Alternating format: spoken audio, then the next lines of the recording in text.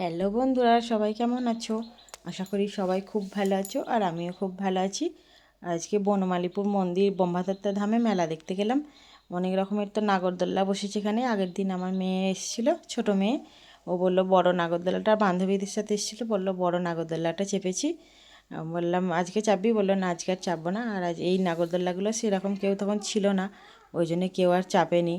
আর বাচ্চারাও অনেক রকমের সব অনেক রকমের নাগরদোল্লা করেছে, অনেক বাচ্চা চাপছে দেখলাম। আর এটা ডিস্কো, এটা এখনও কেউ চাপেনি, বেশ এরকম হয়নি বলে।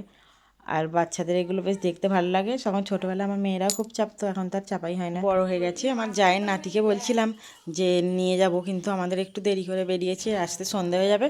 আর ওই ঠান্ডা লেগে সর্দি করেছে, কিন্তু ওই জন্য ওর মা বললো থাক, আজকে আর যাবে না, আমি অন্য দিনকে যাব, মায়ের সাথে অন্য দিন আসবে। আর এখানে কত সুন্দর সব রকম মেলা বসেছে, সব রকম ঘুরে ঘুরে দেখতে দেখতেই হয়ে গেল, অনেকটাই টাইম লাগলো।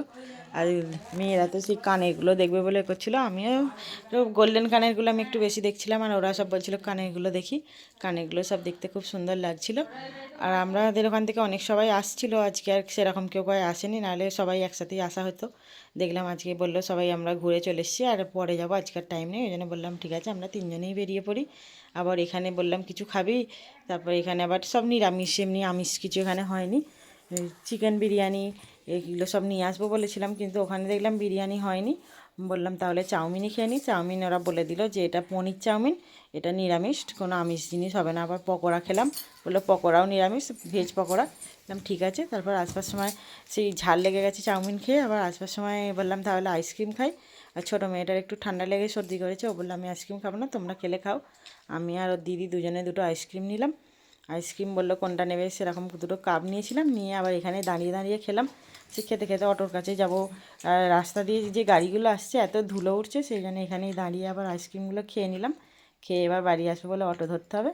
আমি ভাবছিলাম হয়তো অটো পাওয়া যাবে না, আমাদের 7:30 বেজে গেছে, কিন্তু না, দেখলাম এখন এই মেলা হচ্ছে বলে অটোগুলো আরও বেশি করেই দিয়েছে, হয়তো অনেক দেখলাম অটো গাড়ি পাওয়া যাচ্ছে, অসুবিধা হয়নি। আর দাঁড়িয়েছিলাম, একটা অটো ভিড় হয়ে গেল, আবার একটা অটো আসছিলো, সেটাতে আমরা চাপলাম। আজকের মতো টাটা, সবাই খুব ভালো থাকবেন।